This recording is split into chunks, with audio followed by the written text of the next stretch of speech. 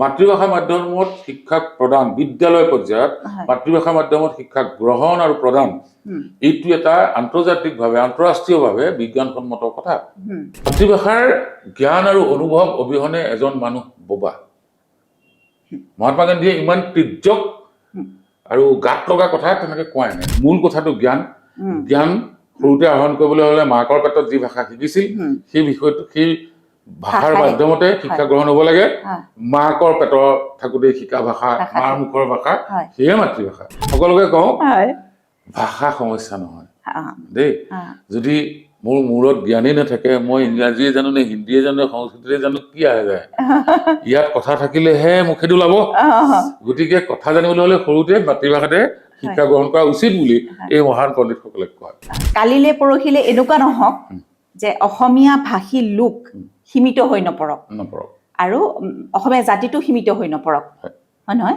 ভাষা হৈছে এটা খুব সুন্দৰ মাধ্যম ইজৰাইলী মৰিছে নে ইৰাণিয়ান মৰিছে আহে নাযায় যুদ্ধ বেয়াই পাওঁ আৰু সেই যুদ্ধৰ অন্তৰালত থকা কাৰণবোৰ কাৰ ৰাজনৈতিক মুনাফাৰ বাবে কাৰ অৰ্থনৈতিক লাভালাভৰ বাবে সেই যুদ্ধবোৰ হৈছে যিহেতু মই ইতিহাসৰ ছাত্ৰ সেই জটিল ব্যাখ্যাৰ মোৰ ওচৰত আছে আচ্ছা এতিয়া আপুনি মই আহিব খুজিছোঁ আপোনাৰ স্কুললৈ আপুনি অসম জাতীয় বিদ্যালয়ৰ লগত জড়িত কেতিয়াৰ পৰা আপুনি জড়িত বিদ্যালয় মই এম এ পাছ কৰাৰ ভালেমান দিনৰ পিছত সেইখিনি সময়ত বিহু গাড়ীত ঘূৰি ফুৰি গোটেই দেশখন নাটক কৰিও ৰাজ্যখন দেশখন ঘূৰাৰ সৌভাগ্য হ'ল তাৰপিছত এইখিনিতে কওঁ মই আন এটা মাধ্যম সেই বিষয়ে মই ব্যাখ্যা নিদিওঁ মোৰ প্ৰিয় মাধ্যম এটা হৈছে ৰেডিঅ' কথা সুধিবলৈ থাকিলে মই মাজতে কৈ দিলোঁ যে মই ক'বই লাগিব যে ৰেডিঅ'ত মই অডিশ্যন পোৱাৰ ক্ষেত্ৰত ফৰ্মখন প্ৰথম নিয়াৰ ক্ষেত্ৰত মোক নিদিয়া মানুহজন মোৰ পৰম শ্ৰদ্ধেয় ইন্দ্ৰমণীয়া ডাঙৰীয়া এইখন ফৰ্ম ফিল আপ কৰি পেলাই দি থৈ আহিবা মই বোলো কি ফৰ্ম ছাৰ অডিশ্যন ফৰ্ম ৰেডিঅ'ৰ মই বোলো ছাৰ মানে নাজানো আৰু প্ৰথমবাৰতে মই অডিশ্যন 1995ত 93ত মই অডিশ্যন পাছ কৰিছোঁ প্ৰথম এটেম্পটত সেয়া মোৰ অতি ভাল লগা দিশ এটা সেই বিষয়ে নকওঁ দীঘলীয়াকৈ ৰেডিঅ'ত নাটক কৰিবলৈ পালে মই মানে বহুত বেছি সুখী হৈ যাওঁ আজিও ৰেডিঅ'ত নাটক কৰিবলৈ পালে মই তুলনাই কৰিব নোখোজো ইমান ফূৰ্তি পাওঁ মই কি কৈছোঁ বেলেগ কথা মই ফূৰ্তি বহুত বেছি ফূৰ্তি আটাইতকৈ বেছি ফূৰ্তি পোৱা বুলি ক'লেও ভুল নহ'ব কোনো তুলনা নকৰাকৈ কৈছোঁ দেই কথাটো প্ৰকাশ কৰিবলৈ কৈছোঁ তাৰপিছত এই গতিটোত চিৰিয়েল চিনেমা নাটকৰ প্ৰক্ৰিয়াটো চলি থাকিলে মঞ্চৰ পিছফালেও গ'লোঁ ভালেকেইটা কামত মই এছিষ্টেণ্ট ডাইৰেক্টৰ হৈ থাকিলোঁ এম এ পাছ পদবয় হিচাপেও থাকিলোঁ হিৰ' হিৰইনক মই পানীৰ গিলাচ বা বেগ ডাঙৰ এই কামখিনিও কৰিলোঁ প্ৰায় 8-10টা বছৰ এই গোটেই প্ৰক্ৰিয়াটোৰ পিছত 1998 চনৰ ছেপ্টেম্বৰ মাহত 3 তাৰিখে মই অসম জাতীয় বিদ্যালয়ত যোগদান কৰিলোঁ সেই এখন সমাপ্ত বিহু আকৌ য'ত মই সোমালোগৈ তাৰ মাজত এইটো ক'ব লাগিব যে বিভিন্ন কথাত সেইখিনি সময়ত মই সৌভাগ্যক্ৰমে ভাল ভাল নাটক ভাল ভাল পৰিচালকৰ নেতৃত্বত পৰিচালনা কৰিবলৈ পাইছিলোঁ নাম নোলোৱাকৈ কৈছোঁ কেইবাখনো প্ৰতিষ্ঠিত হেৰিয়াৰ থিয়েটাৰৰ ভ্ৰাম্যমাণ থিয়েটাৰৰ মালিকে পৰিচালকে তালৈ যোৱাৰ বাবে জোৰ কৰিছিল কিয়নো মনে কোৱা নাই সেই সম্পৰ্কে মই বিশেষ কথা ক'ব নোখোজো মনে কিয় কোৱা নাই তাৰপিছত দেখিলোঁ যে মই য'ত গুচি গ'লোঁ অসম জাতীয় বিদ্যালয় মাতৃভাষা মাধ্যমত প্ৰতিষ্ঠিত বিদ্যালয় আৰু সেই গোটেই প্ৰক্ৰিয়াটো কম সময়ৰ ভিতৰতে গোটেই ৰাজ্যখনত প্ৰচাৰ হৈ গ'ল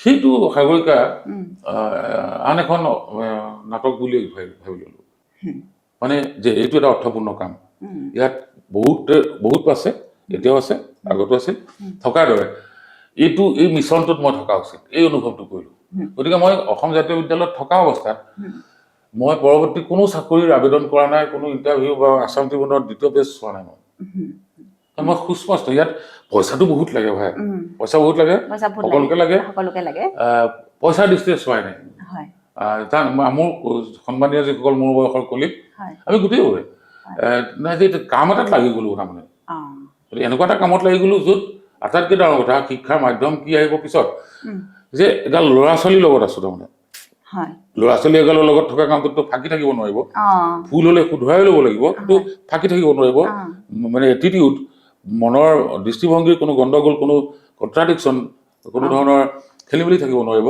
গতিকে আমি এজাক মানুহ সোমাই পৰিলোঁ প্ৰথম অৱস্থাত মানুহ বেছি নাছিল এইখিনিতে তুমি অতি শ্ৰদ্ধা কৰা ত্ৰিদীপ ভট্টাচাৰ্য আছিল ৰুবি বৰুৱাহঁতো আছিল এনেকৈ কিছু মানুহ দুটা ঢুকালে, অংকুৰ ডেকা আছিল, এই মানুহবোৰ গ'ল। তাৰপিছত নতুন নতুন মানুহ আহিলে। গোটেই প্ৰক্ৰিয়াটো অসম জাতীয় বিদ্যালয় নামৰ গোটেই প্ৰক্ৰিয়াটো সমগ্ৰ ৰাজ্যখনত, বিশেষকৈ ব্ৰহ্মপুত্ৰ উপত্যকাৰ 25-26খন জিলাত যোৱা বছৰবিলাকত এনেকৈ প্ৰচাৰ প্ৰসাৰিত হ'ল, প্ৰসাৰ ঘটিলে যে সেই গোটেই পৰিক্ৰমাটোত আমি একোজন কৰ্মী বা সৈনিক হিচাপে আমি কাম কৰাৰ সৌভাগ্য লাভ কৰিলোঁ। এই যিটো মানে যিটো তাৰ অসম জাতীয় বিদ্যালয় স্থাপন কৰা যিটো আদৰ্শ, সেই আদৰ্শ এতিয়াও একে আছেনে? অফক'ৰ্চ আছে, নিশ্চিতভাৱে আছে। কাৰণ এই আদৰ্শটো মানে এই সম্পৰ্কে মই এইখিনিতে কওঁ, যিহেতু এইটো বিশেষভাৱে মোক সোধা গৈছে যে মাতৃভাষা মাধ্যমত অধ্যয়ন কৰা কথাটো কেৱল অসমীয়াৰ ক্ষেত্ৰত প্ৰযোজ্য, কেৱল অসমীয়াসকলৰ ক্ষেত্ৰতহে প্ৰযোজ্য বিষয় নহয়। এইটো এটা আন্তৰ্জাতিকভাৱে শুদ্ধ বিজ্ঞানসন্মত কথা। ইউৰোপত, চীন দেশত, জাপানত যিটো কথা সঁচা, সেইটো আমাৰ ক্ষেত্ৰত সঁচা। ইয়াত আকৌ এই মাতৃভাষা মাধ্যম বুলি কওঁতে আন এটা শব্দ যোগ দিব লাগিব, নহ'লে আমি কেৱল অসমীয়া কৈ থাকোঁ বুলি আন কোনোবা জাতি জনগোষ্ঠীয়ে বেয়াও পাব পাৰে। অসমীয়া যিহেতু এই উত্তৰ পূৰ্বাঞ্চলৰ বৃহত্তম ভাষা, শ্ৰেষ্ঠতম ভাষা, মানে সংযোগী ভাষা, লিংগুয়া ফ্ৰাংকা, আৰু প্ৰত্যেক মিচিং ভাষা আছে, তিৱা, ৰাভা, সকলোৰে ভাষা আছে, দোৱান ৰূপতো আছে, ভাষাৰ ৰূপতো আছে, বিকাশ হৈছে। এই যিটো বহুভাষিকতাবাদ, সেই কথাটো আমি মনত ৰাখিছোঁ। কিন্তু সামগ্ৰিকভাৱে মাতৃভাষা মাধ্যমত শিক্ষা প্ৰদান, বিদ্যালয় পৰ্যায়ত মাতৃভাষা মাধ্যমত শিক্ষা গ্ৰহণ আৰু প্ৰদান, এইটো এটা আন্তৰ্জাতিকভাৱে, আন্তঃৰাষ্ট্ৰীয়ভাৱে বিজ্ঞানসন্মত কথা। সেই কথাটোত, সেই নীতিটোত কোনো ধৰণৰ খেলি মেলি নাই। আৰু এই কথাটো স্বত্বেও মই কৈ দিওঁ যে আমাৰ জাতীয় বিদ্যালয়ৰ মোৰ অথবা আমাৰ কৰ্তৃপক্ষ যি প্ৰতিষ্ঠা কৰিছিল, আমাৰ কাৰো মনত আন কোনো মাধ্যমৰ প্ৰতি বিন্দু মাত্ৰও বিদ্বেষ নাই। আমি সেই বিদ্বেষটো ৰখা নাই কেলে যে আমি আমাৰ মাতৃভাষাৰ কথা কৈছোঁ, তাত আৱেগ নিশ্চয় জড়িত হৈ আছে। ইয়াত মাধ্যম আৰু ভাষা তাৰ মাজত কিছু কথা বেলেগকৈ পাতিবলগীয়া থাকে, আজি এই মঞ্চত নাপাতো। কিন্তু মূল কথাটো বিজ্ঞানসন্মত এটা কথা। সেইটো এটা উদাহৰণ দিলেই মহাত্মা গান্ধী অহিংসাৰ পূজাৰী বুলি সকলোৱে জানে। মহাত্মা গান্ধীয়ে মাতৃভাষা সম্পৰ্কে কোৱা কথাটো এনেকুৱা, মই বিভিন্ন সভা সমিতিত কওঁ যে মাতৃভাষাৰ জ্ঞান আৰু অনুভৱ অবিহনে এজন মানুহ বোবা। মহাত্মা গান্ধীয়ে ইমান তিৰ্যক আৰু গাত লগা কথা তেনেকৈ কোৱাই নাই। তেওঁ গোটেই কথাবোৰ অহিংস আদৰ্শৰ দ্বাৰা পৰিচালিত কথা, কিন্তু এইটো অতি যেন ক্ৰোধত আৰু হিংসাত্মকভাৱে কোৱা কথা বুজিবৰ কাৰণে। মাতৃভাষা মাধ্যমত মাতৃভাষাৰ জ্ঞান নথকা এই গোটেই কথা মানুহ মানে আচলতে বোবা। সেইটো মহাত্মা গান্ধীয়ে কোৱা কথা। সেই কথাটোকে নেলছন মেণ্ডেলাই কেনেকৈ কৈছে যে এজন মানুহৰ মাতৃভাষাত, সেই মাতৃভাষাটো আয়ত্ব কৰি তেওঁৰ লগত কথা পাতিব পাৰিলেহে সেই মানুহজনৰ মন মগজুত, অন্তৰাত্মাত প্ৰৱেশ কৰিব পৰা যায়। এইটো নেলছন মেণ্ডেলাই ক'লে। চি.ভি. ৰমন নামৰ আমাৰ ভাৰতবৰ্ষৰ এজন শ্ৰেষ্ঠতম সন্তান, নোবেল বঁটা বিজয়ী, তেওঁ কি ক'লে যে বিদ্যালয় পৰ্যায়ত গণিত আৰু বিজ্ঞান এই দুটা বিষয়, বিশেষকৈ এই দুটা বস্তু, তেওঁ যিহেতু ছায়েন্সৰ মানুহ আছিল, বিজ্ঞানৰ মানুহ আছিল, এই দুটা বিষয়ত কেৱল মাতৃভাষা মাধ্যমতে শিক্ষা গ্ৰহণ কৰিব লাগে। কাৰণ যে বিজ্ঞান যিহেতু বিশ্লেষণ, যুক্তি, সিদ্ধান্তৰ বিষয়, বিশ্লেষণ, যুক্তি, সিদ্ধান্ত কেৱল মাতৃভাষাতে এজন শিশুৰ বাবে সম্ভৱ। আমি এতিয়ালৈকে অসমীয়া মানুহে কি কৈছে অহাই নাই। আমিতো বেজবৰুৱাদেৱে কি কৈছে পিছলৈ আহিব, পিছলৈ ইচ্ছা কৰি আনিছো। বেজবৰুৱাদেৱে ক'লে, সাহিত্যৰথী ডাঙৰীয়াক ক'লে যে মাতৃভাষা হ'ল স্বদেশ স্বজাতিৰ মংগলৰ সিংহদ্বাৰ। সেইটোহে টান হৈছে বুজিবলৈ। মহাত্মা গান্ধীটো সহজ হৈছে বুজিবলৈ। কলাগুৰুৱে কৈছে, হেৰি আমাৰ জ্যোতিপ্ৰসাদ আগৰৱালাদেৱে কৈছে, কোনোবা মিত্ৰদেৱ মহন্ত ডাঙৰীয়াই কৈছে, ভূপেন দাই কৈছে, সকলোৱে কৈছে। গতিকে মই বাহিৰৰ পৰা আহি ভিতৰ পালোহি, মাতৃভাষা মাধ্যম সম্পৰ্কে সেই নীতি আদৰ্শত বিশ্বাস কৰোঁ আৰু নিজৰ সন্তানেও তাৰ মাজতে পঢ়িছে। গোটেই ল'ৰা ছোৱালীবিলাকক সন্তানৰ ওপৰত দেখিছোঁ মূল কথাটো জ্ঞান। সৰুতে আহৰণ কৰিবলৈ হ'লে মাকৰ পেটত যি ভাষা শিকিছিল, সেই বিষয়টো, সেই ভাষাৰ মাধ্যমতে শিক্ষা গ্ৰহণ হ'ব লাগে। মাকৰ পেটৰ থাকোঁতে শিকা ভাষা, মাৰ মুখৰ ভাষা, সেয়ে মাতৃভাষা। সেই যুক্তিত আমি সেই আদৰ্শত বিশ্বাস কৰোঁ। আৰু মাতৃভাষা মই এইখিনিতে ক'ব যে যিসকল দৰ্শকে চাই আছে, যে দাদাই কোৱাৰ নিচিনা বেলেগ মাধ্যমৰ যি স্কুল বা বিদ্যালয়, তাত কোনো ধৰণৰ হেৰি নাই। বৰঞ্চ মই মাজতে ক'লো, সাগৰিকা তেখেতৰ কথাৰ মাজতে ক'লো যে আমাৰ বিদ্যালয়ত মানে ইংৰাজী বিষয়ৰ শিক্ষা, মই এতিয়া ইতিহাস বিষয়ত এম এ পাছ কৰিছোঁ, বি এ পাছ কৰিছোঁ ইতিমধ্যে। মই ইংৰাজী জানো, কিন্তু মই আমাৰ বিদ্যালয়ত ইংৰাজী পঢ়াবলৈ যাব নোৱাৰোঁ। কাৰণ আমাৰ বিদ্যালয়ত সম্পূৰ্ণ ইংৰাজী ভাষা সাহিত্যৰ স্নাতক বা স্নাতকোত্তৰ মানুহে ইংৰাজী পঢ়ায়। আৰু লগতে এইটো কৈছোঁ, আজিৰ তাৰিখত ক'ত আছে মই ইমানকৈ নাজানো, কেতিয়াবা মই চাবলৈ মাতিম, একদম মাতি লৈ আজি যে আমাৰ যিটো ইংলিছ লেংগুৱেজ লেবৰেটৰী আছে এইটো নাই বহুতত। ইংৰাজী ভাষাৰ এতিয়া যেনেকৈ ছায়েন্সৰ লেবৰেটৰী থাকে, ফিজিক্স, কেমেষ্ট্ৰি, তেনেহ'লে আমাৰ বিদ্যালয়ত মানে ইংলিছ লেংগুৱেজ লেবৰেটৰী আছে। সেইবোৰ আমি নাপালোঁ। পোৱা হ'লে বেলেগ হ'ল তেনেকৈ। ইমান সময় মানে ফিফ্ট ইংৰাজী, কিন্তু সকলোকে কওঁ ভাষা সমস্যা নহয় দেই। যদি মোৰ মূৰত জ্ঞানেই নাথাকে, মই ইংৰাজীয়ে জানো নে হিন্দীয়ে জানো নে সংস্কৃতিয়ে জানো, কি আহে যায়? ইয়াত কথা থাকিলেহে মুখেদি ওলাব। গতিকে কথা জানিবলৈ হ'লে সৰুতে মাতৃভাষাতে শিক্ষা গ্ৰহণ কৰা উচিত বুলি এই মহান পণ্ডিতসকলে কয়। সেইটো আমি কোৱা কথা নহয়, তেখেতসকলে কয়। আৰু সেইটো খুব উজু এটা প্ৰক্ৰিয়া, খুব একদম সাধাৰণ এটা কথা। গতিকে মই নিজেও মোৰ নিজৰ সন্তানকো মই সদায় কওঁ যে মাতৃভাষা জনাটো খুবেই জৰুৰী আৰু জানিব লাগে। আৰু এইটো কথা এটা ক'লে কেতিয়াবা থাকি যায় হা, মাতৃভাষাত এই গোটেই বিষয়টোত আপুনি আপোনাৰ ল'ৰা ছোৱালী আন মাধ্যমত পঢ়াইছে, পৰিৱেশ পৰিস্থিতি সাপেক্ষে। আপুনি ভাল স্কুল এখন পোৱা নাই, ওচৰতে থকা স্কুলখনত আপুনি দিবলৈ ইচ্ছা কৰা নাই, অভিভাৱক হিচাপে আপোনাৰ সেইটো স্বাধীনতা আছে। গতিকে এটা কাম কৰক, আপুনি যদি অসমীয়া মানুহ, সেই অসমীয়া বিষয়টো আপুনি যেনে তেনে বিদ্যালয় পৰ্যায়ত আপোনাৰ সন্তানক ভালকে শিকাওক। আপুনি হিন্দী মাধ্যমত পঢ়াইছে, ইংৰাজী মাধ্যমত পঢ়াইছে, আপোনাৰ বিষয়। আমি কৈছোঁ কেৱল ভাষাটো। আৰু সেই কথাটোকে লৈ আমাৰ বিদ্যালয়ৰ কৰ্তৃপক্ষ ডক্টৰ নয়ন শৰ্মা ছাৰ, দিলীপ কুমাৰ দত্ত চৌধুৰী ছাৰ, কটনৰ বৰ্তমানৰ যিজন উপাচাৰ্য ডেকা ছাৰ, হিতেশ ডেকা ছাৰ প্ৰমুখ্যে, শংকৰদেৱ বিদ্যা নিকেতনৰ শিক্ষাগুৰু বহুকেইজন, চৰকাৰী মাধ্যমৰ শিক্ষাগুৰু কেইবাজন, এটা মঞ্চ গঠন হৈছে প্ৰণামী মাতৃভাষা। প্ৰণামী মাতৃভাষাৰ আমি বিভিন্ন সভা সমিতি ইতিমধ্যে সমগ্ৰ ৰাজ্যতে কৰি আছো। ময়ো তাতে এজন কৰ্মী হিচাপে যাওঁ। আমি সুস্পষ্ট ভাষাত কৈ দিছো যে এই বিষয়টো আপুনি বৰুৱা, গোস্বামী, শইকীয়া, তালুকদাৰ যিয়ে নহওক, আপুনি নিজৰ ভাষাটো আপোনাৰ সন্তানক যিকোনো ৰূপত ভালকে শিকাওক। ভালকে ক'ব পাৰি, ভালকে, যাতে কালিলে পৰহিলে এনেকুৱা নহওক যে অসমীয়া ভাষী লোক সীমিত হৈ নপৰক আৰু অসমীয়া জাতিটো সীমিত হৈ নপৰক, হয় নহয়? ভাষা হৈছে এটা খুব সুন্দৰ মাধ্যম। গতিকে ভাষাটো যাতে জানে। আৰু এইটো মই এই সুযোগতে মই যিসকল দৰ্শকে চাই আছে, মই অনুৰোধো কৰিছোঁ যে নিজৰ নিজৰ সন্তানক অসমীয়া ভাষাটো শিকাওক, শুদ্ধকে ক'বলৈ শিকাওক, লিখিবলৈ শিকাওক, পঢ়িবলৈ শিকাওক। নিজৰ ভাষাটো শিকাটো বহুত জৰুৰী কথা, খুব জৰুৰী কথা। অনুষ্ঠান মই সামৰিব খুজিছোঁ, কিন্তু মই শেষত এটি কথা সুধিব বিচাৰোঁ। সেইটো হৈছে যে বৰ্তমান সময়ত ৰাজনৈতিক যি প্ৰেক্ষাপট, এই প্ৰেক্ষাপটত লাহে লাহে বিৰোধী দুৰ্বল হৈ আহিছে।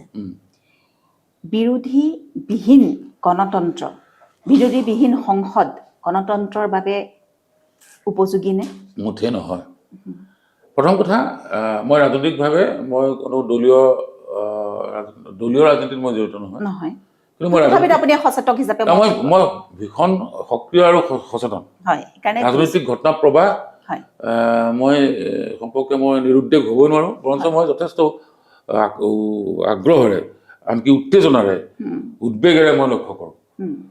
বা এই মুহূৰ্তত যে যুদ্ধ চলি আছে ইজৰাইল আৰু আমেৰিকা যুক্তৰাষ্ট্ৰৰ ইৰাণৰ মাজত যিখন যুদ্ধ চলি আছে, সেই তাত মানুহবোৰ যে মৰিছে, কেৱল ভাবি থাকোঁ যে আমিওতো এনেকৈ আমাকো কোনোবাই বম দি দিব পাৰে, মৰিব পাৰোঁ। কথা একেটাই তাৰমানে, ইজৰাইলী মৰিছে নে ইৰাণিয়ান মৰিছে আহে নাযায়, যুদ্ধ বেয়াই পাওঁ আৰু সেই যুদ্ধৰ অন্তৰালত থকা কাৰণবোৰ কাৰ ৰাজনৈতিক মুনাফাৰ বাবে, কাৰ অৰ্থনৈতিক লাভালাভৰ বাবে সেই যুদ্ধবোৰ হৈছে, যিহেতু মই ইতিহাসৰ ছাত্ৰ, সেই জটিল ব্যাখ্যাৰ মোৰ ওচৰত আছে। তাৰপিছত আহিলে ৰাজনীতি। প্ৰথম কথা, মই কাৰ শিষ্য? শিষ্য শব্দটো মানে মই কাৰ অনুগামী? সকলো ফালৰ পৰা আৰম্ভণিতে কৈছোঁ মই শ্ৰীমন্ত শংকৰদেৱৰ অনুগামী। যিজনে মানৱ ধৰ্মৰ শিক্ষা মোক দিছে, আমাক দিছে, ইতিমধ্যে আমাৰ আলোচনালৈ আহিছে যে সকলো প্ৰাণী সমান, ঈশ্বৰৰ সৃষ্টি, গতিকে সকলোকে প্ৰণাম কৰিবা, মানে সকলোৱে সমভাৱে সকলোকে নিজৰ জেগাত দিবা। গছ গছনি তৰু তৃণ জীৱ জন্তু সকলোকে সমান ঠাই দিবা, সেইটো গুৰুজনাই শিকালে।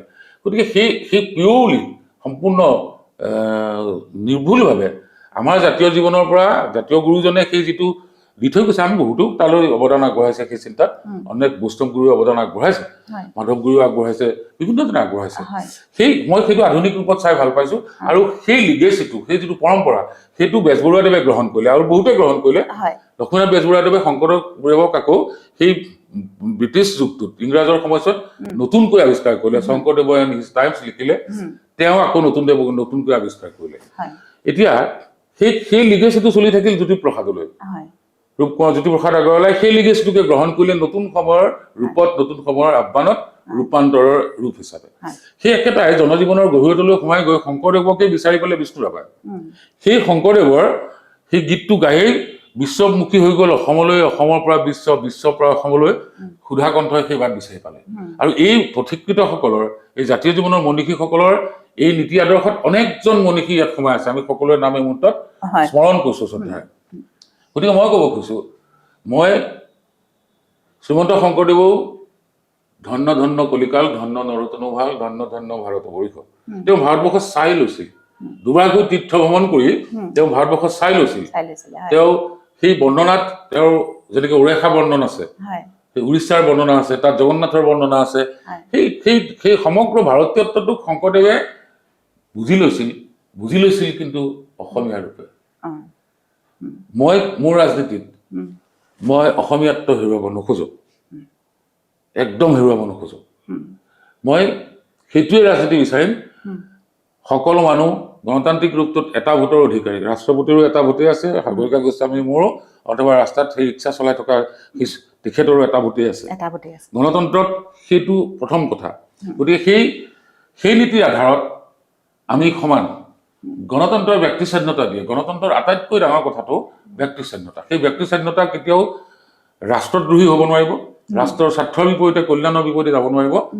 লগতে এই বাক্যটো কৈ সদায় ভাল পাওঁ যে যি ৰূপতে গণতন্ত্ৰ ভাৰতবৰ্ষলৈ নাহক কিয়, গণতন্ত্ৰ হৈছে, এই বাক্যটো মোৰ শ্ৰেণীকোঠাত মই উপযোগ কৰি কৈ থাকো যে গণতন্ত্ৰ হৈছে মানুহে চিন্তা কৰা সৰ্বোৎকৃষ্ট চিন্তা। গণতন্ত্ৰ মানুহে সৃষ্টি কৰা সৰ্বোৎকৃষ্ট চিন্তা আদৰ্শ। মই তোমাক সমান বুলি ভাবিব লাগিব। সকলো মানুহক সমান বুলি ভাবিবলৈ হলে মোৰ বুকুখন বহুত ডাঙৰ হ'ব লাগিব। মই সংকীৰ্ণ হ'বই নোৱাৰিম তাৰমানে সকলোকে সমানে ল'বলৈ। সকলোকে সমান বুলি ভবাৰ কাৰণে মই নিজে বহুত বেছি প্ৰস্তুত হ'ব লাগিব। সকলো ধৰণৰ সংকীৰ্ণতাৰ পৰা মই মুক্ত হ'ব লাগিব। তাৰ ভিতৰত ভাৰতবৰ্ষ হৈছে পৃথিৱীৰ এটা ৰূপ।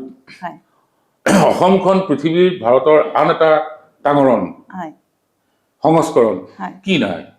এই গোটেই মানুহবোৰৰ কাপোৰবোৰ চালে আমাৰ আচল ৰূপটো ওলায়। মিচিঙৰ কাপোৰ সাজ, বড়োৰ কাপোৰ সাজ, তিৱাৰ কাপোৰ সাজ, ৰাভা লালুং কাপোৰ সাজ, আমাৰ চাদৰ মেখেলা, এই গোটেইবোৰ ইমান ধুনীয়া কাপোৰ পৃথিৱীত আছে। ইমান ৰং বিৰং কাপোৰ ভাৰতবৰ্ষৰ মানুহে পিন্ধে। এই ৰূপটো আকৌ বৃহত্তৰ ভাৰতবৰ্ষৰ ৰূপত আমি দেখা পাওঁ। আৰু সেই ৰূপটো কেতিয়াও কোনো জাতি সত্তা তাৰ পৰিচয় হেৰাব নোৱাৰিব। এজন ৰাজনৈতিকভাৱে সচেতন ব্যক্তি বুলি মই ভাবোঁ, সেইদৰে মই বিশ্বাস কৰোঁ। প্ৰতিটো ক্ষুদ্ৰ জাতি সত্তাৰ বিকাশ হ'ব লাগিব। তেওঁলোকৰ ৰাজনৈতিক সংৰক্ষণ, সংবৰ্ধন, নিৰাপত্তা তেওঁলোকে পাব লাগিব। আৰু মই সেই ভূপেন দাৰ আদৰ্শতে, ভূপেন দাই কোৱা যিটো শংকৰদেৱে কোৱা আদৰ্শতে মই নিৰ্বাচিত ব্যক্তি হিচাপে বিশ্বাস কৰোঁ যে মই ভাল অসমীয়া হৈ ভাল ভাৰতীয় হ'ব বিচাৰোঁ। আৰু সেইটোত কোনো ভুল নাই। মই তাৰমানে সকলো গ্ৰহণ কৰিম, কিয় নকৰিম, কিন্তু অসমীয়াত্বটো বাদ দিব নোৱাৰিম। অসমীয়াত্বটো বাদ দি পেলাই নহয়। গতিকে সেই ৰাজনীতিয়ে বিচাৰোঁ, যি ৰাজনীতিয়ে জাতিগত পৰিচয় অক্ষুণ্ণ ৰাখক, সাংস্কৃতিক পৰিচয় অক্ষুণ্ণ ৰাখক, কোনো ধৰণৰ আগ্ৰাসী শক্তিৰ ওচৰত শিৰ নত নকৰক। তাৰ সমান্তৰালভাৱে কেৱল অতীতটোক লৈ ব্যস্ত থাকিলে নহ'ব। শিক্ষা দীক্ষাৰ ক্ষেত্ৰত সমানে উন্নতি হওক। দুখীয়া ঘৰৰ মানুহবোৰ, ল'ৰা ছোৱালীবোৰে যাতে ব্যৱস্থাটোত এনেকুৱা সুবিধা পায় যে সিহঁতি যে আগবাঢ়ি আহিবলৈ সুবিধা পায়। কেৱল মুষ্টিমেয়ত ধনী লোকৰ কাৰণেই ব্যৱস্থাবোৰ হৈ যাব নোৱাৰিব। গতিকে চৰকাৰী ব্যৱস্থাই শিক্ষা ব্যৱস্থাক উন্নীত কৰক, মানে কৰক বুলি আহ্বান জনাইছো, অনুৰোধ জনাইছো। যিমান চৰকাৰী ব্যৱস্থাৰ বিদ্যালয় আছে সকলো সুন্দৰ হওক, এনেকুৱা হওক যেনে মানে মই অসম জাতীয় বিদ্যালয়, আমি ব্যক্তিগত খণ্ডৰ ঠিক নহয়, আমাৰ পৰিচালনাৰ গোটেই দৃষ্টিভংগী ৰাজহুৱা, গোটেইবোৰ ভাল হৈ উঠক। সৰুতে তুমি পঢ়া স্কুলখনৰ দৰে হৈ থাকক, আকৌ লোকে লোকাৰণ্য হৈ থাকক স্কুলবিলাক। চৰকাৰী মাধ্যমটো আৰু সুন্দৰ হৈ উঠক, অসমীয়া ভাষাটো শিক্ষাৰ মাধ্যম হিচাপে দপদপাই থাকক সমান্তৰালভাৱে, অৰ্থনৈতিক নিৰাপত্তা অক্ষুণ্ণ থাকক। সাংস্কৃতিক নিৰাপত্তা, ৰাজনৈতিক নিৰাপত্তা একেবাৰেই অৰ্থহীন বস্তু হৈ যাব পাৰে যদি অৰ্থনৈতিক নিৰাপত্তা নিশ্চয়তা নাথাকে। এই ভূখণ্ডৰ সম্পদৰ ওপৰত ৰাষ্ট্ৰৰ অধিকাৰ মানেতো মোৰ অধিকাৰ। আমি কোনো ধৰণৰ বিচ্ছিন্নতাবাদী শক্তিক মই প্ৰশ্ৰয় নিদিওঁ। আমাৰ এই সময়ছোৱাত আমি যেতিয়াৰ পৰা সেই সৰুৰ পৰা ডাঙৰ হলো তেতিয়াৰ পৰা ইমান উত্থান পতন দেখিলো, সেই গোটেইখিনি সাক্ষী আমি দেই। আমাৰ যিটো জেনেৰেশ্যন, অলপ বয়সৰ পাৰ্থক্য থাকিলেও আমি গোটেইখিনি কথা দেখিছো, বহুত বস্তু দেখিছো। এই আজিৰ তাৰিখলৈকে দেখি আছো।